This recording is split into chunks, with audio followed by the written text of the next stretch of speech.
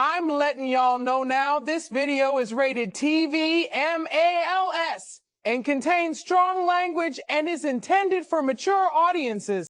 And in prison-related news, newly convicted felon, Karmelo Anthony was recently attacked by members of the white supremacist group, the Aryan Brotherhood of Texas, just a month into his 35-year sentence. Reports are coming in that as the small teen showered in his assigned cell block, several of the Caucasian inmates rushed in the shower area at once, subduing him.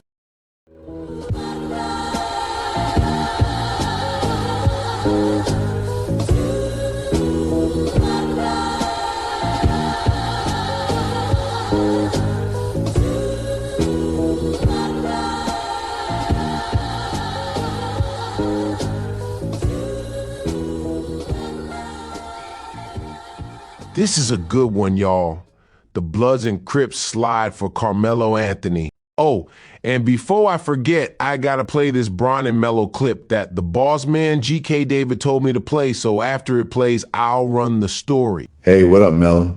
You okay, bro? Yo, what up, Bron? I thought your ass was in jail. In jail? Hell nah. I'm too rich to get locked up. The boys came running in the house, talking about you stabbed a white boy out in Texas. What the hell that about? Stabbed a white boy? Come on, King James. Cayenne came in here telling me the same thing because he saw a meme they made about me, but nah, that's some teenager down in Texas that did that. He got my same name, but he spelled it with a K, not a C. Oh, I see now. I just looked it up. This kid the same age as Bryce. His daddy must be a fan of yours to name him after you. Can you please like and subscribe to the channel? I'll suck your... What the fuck? Bruh said he'll give a nigga some top for liking this channel. Bruh is a super lame, but if this was my channel and he wanted to do that to boost my shit up, then go ahead, bruh, do your thing. But no more waiting, y'all. I'm finna get into this Karmelo Anthony story. 19-year-old Karmelo Anthony sat alone on the prison transport bus and stared through the germ-filled, scratched-up reinforced plexiglass window. Everything outside looked free. The trees, the highways, the gas stations, the people walking into restaurants. He wondered if they knew how lucky they were. The chains around his wrists rattled every time the bus hit a bump. Across from him sat murderers, robbers, gang members, and of course, creeps that touched the babies. Men covered in tattoos that looked like road maps of bad decisions. A few of them joked with each other about the bus ride being their second, or third, or fourth one. Who the fuck brags about coming back to prison multiple times? The vibes on a prison transport bus felt different than anything Karmelo had ever experienced yet. Every man aboard was leaving one life and entering another. Some would never leave the brutal TDCJ. Alive, that is. Others would after, doing a hella chunk out of their life, like 20 or 30 years. Nobody knew which category they belonged to.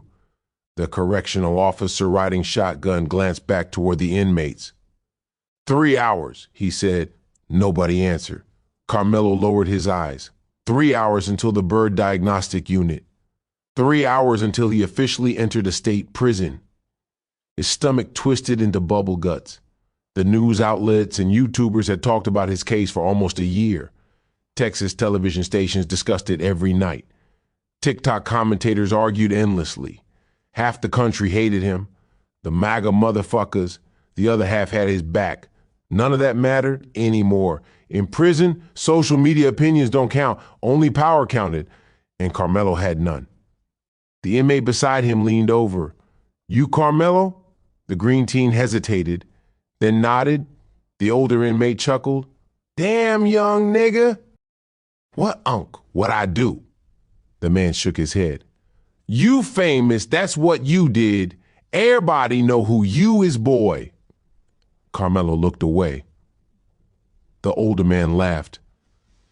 Famous don't help in prison, though, unless you got some fetty. The words lingered in the air. The bus continued rolling toward the James Byrd unit in Huntsville, Texas, toward a fucked up future. Karmelo couldn't stop, toward men already waiting for him. Men he'd never met, men who hated him anyway. And somewhere inside the Texas prison system sat a giant named Mitchell Metcalf who was serving life without. Everybody called him Big Mitch because he was 6'7" and he blamed Karmelo for a death that had shattered his family. Big Mitch had spent nearly a year waiting for the scrawny teen to enter his world so he could do to him what he did to his favorite nephew, Austin Metcalf. Waiting, planning, preparing. And now, the waiting for the leader of the white supremacist group, the Aryan Brotherhood of Texas, was finally over. The prison looked like a fortress. Concrete walls, steel fences, cyclone razor wires stretching toward the sky, guard towers standing watch from every direction. The bus rolled through multiple security gates before finally stopping. The doors open. "Get y'all asses off my bus!" yelled a 6'5", 300-pound sweaty sword team officer as he stuck his fat red head through the doors. Most states' prison system had what they called SIRT teams, but Texas was different. They called their special response officers the SORT team. The inmates stepped off one by one. Karmelo followed. The summer 2026 heat slammed into immediately. The Texas sun felt brutal. Intake officers lined the walkway. Nobody smiled. Nobody joked. This wasn't county jail anymore. This was prison. Real prison. The processing took hours, fingerprints, photographs, medical evaluations, classification interviews, property inventory, questions, then more waiting. Late that evening, Karmelo finally reached his housing area, a single-man cell, protective custody due to his high-profile case. He was relieved because he didn't too much like the idea of sharing a cell with somebody he ain't know. The steel door slammed shut behind him.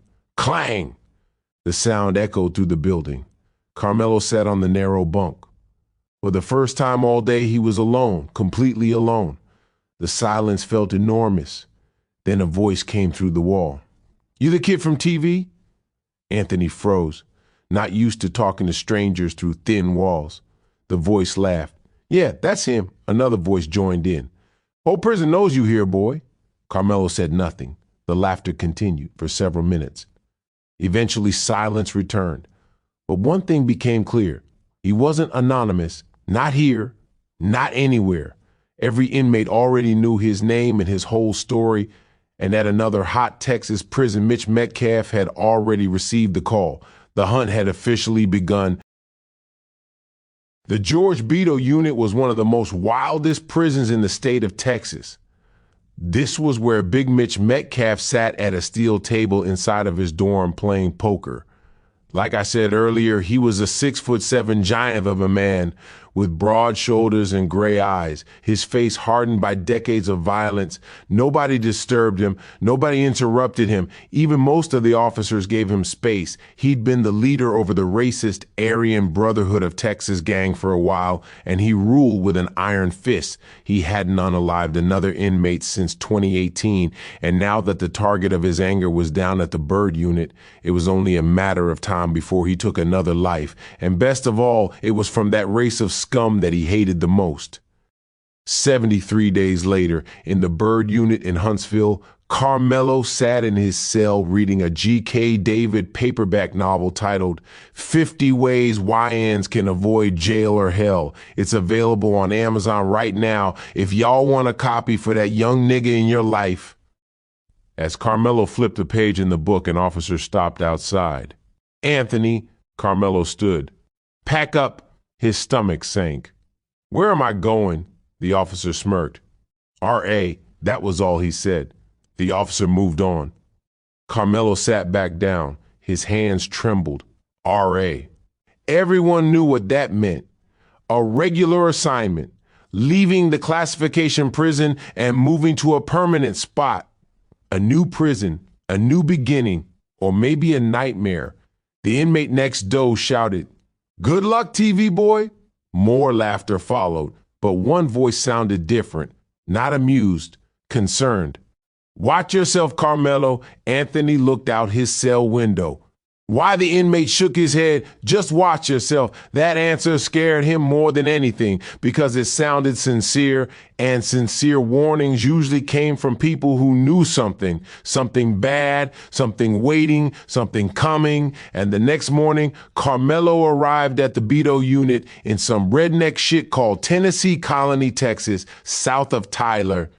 After going through the intake process, Karmelo thought he was going into another one-man cell to continue his new journey, but instead he was told he was going to one of the GP dorms. A pretty, light-skinned female officer escorted him to his building, and the steel gate buzzed open.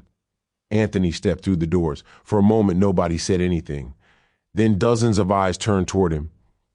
Inmates sat at metal tables playing cards and dominoes. Others watched TV. Some played chess. Many simply stared. Karmelo felt like an animal being introduced into a zoo. Every man seemed to know who he was. The dorm officer, a slender old black guy, pointed. Cell 214, top bunk. Anthony nodded. He walked slowly through the dorm carrying his property. Nobody said anything to him. That somehow felt worse. He found 214.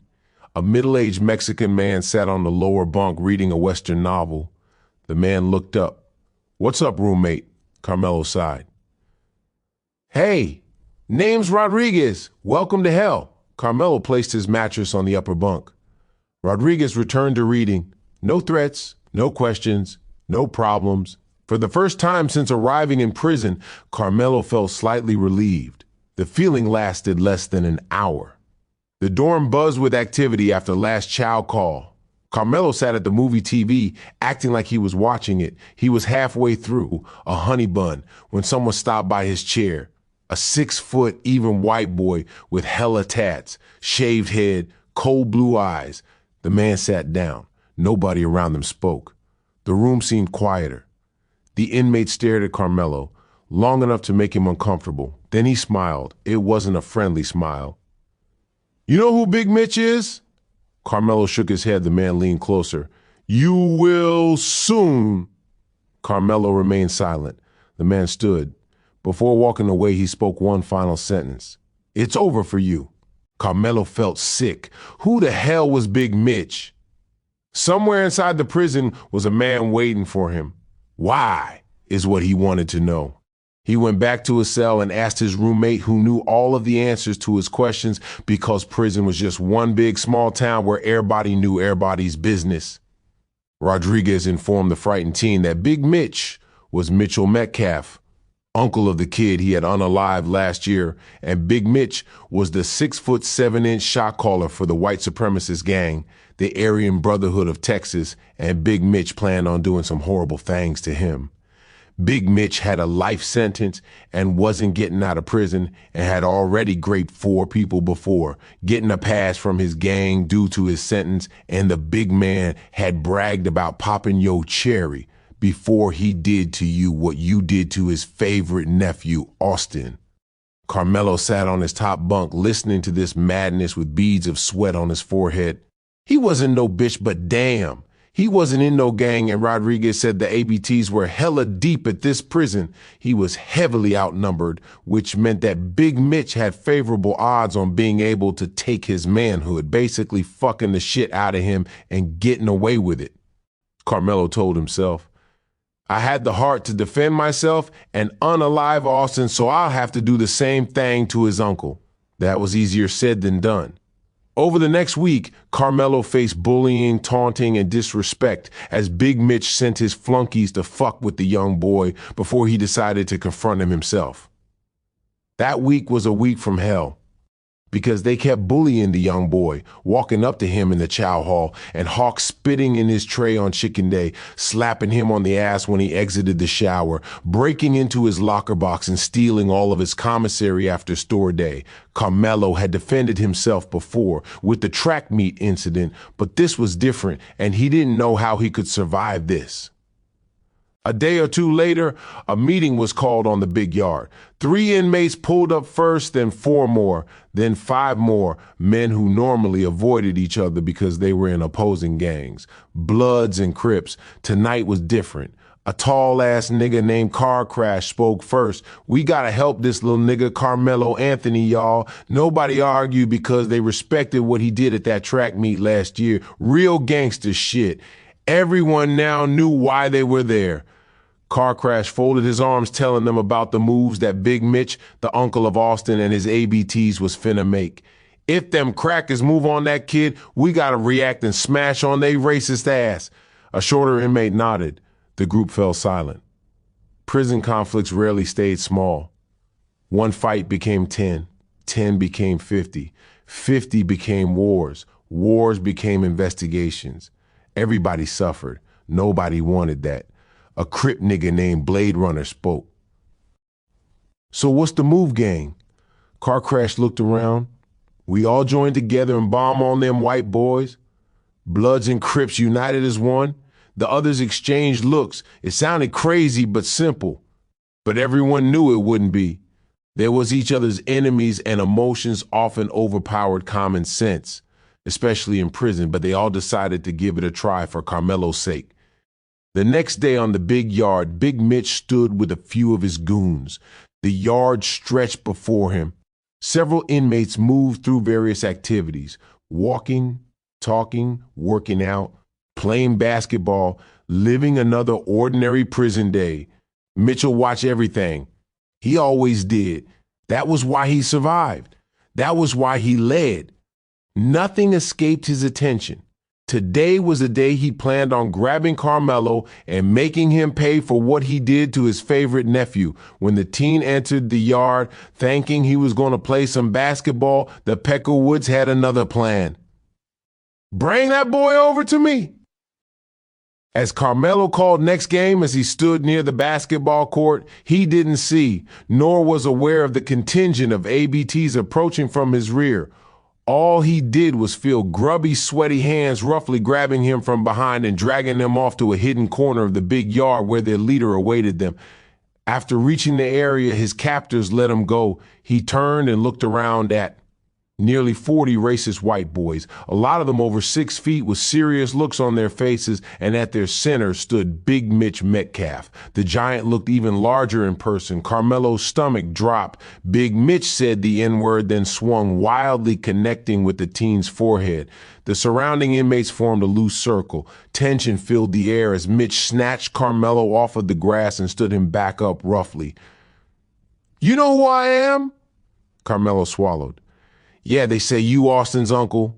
The giant looked away briefly, then back again. "You're damn right, and before I do to you what you did to him, I'm gonna have some fun with your young ass. Now bend over," Mitch ordered, snatching down Karmelo's gray gym shorts, exposing the scared boy before the nasty-ass bigot could get his pants down also and take his manhood right there on the yard. Shouting erupted nearby. Heads turned. Footsteps thundered across the concrete. Dozens of African-American inmates appeared from multiple directions, then dozens more, then even more. The growing group got right up on Big Mitch's 40 men, outnumbering them by 80. The atmosphere instantly changed. Something that could pull hundreds of inmates into conflict. "I thought y'all boys was each other's opposition." One of the head of the Bloods said they are, but not today. And after an order to let Karmelo go and don't mess with him again was laughed at, followed by more threats towards the teen and a rant about him unaliving his favorite nephew. One of the young Crips had heard enough and shoved his sharp-ass gold rod banger into the left eye socket of the nearest Aryan, instantly binding him as his eyeball burst into mushy, bloody goop. After that, a race war popped off and the ABTs were getting slaughtered by the Bloods and Crips, until an army of officers and SORT team members rushed the field, shooting tear gas canisters and rubber bullets into the melee.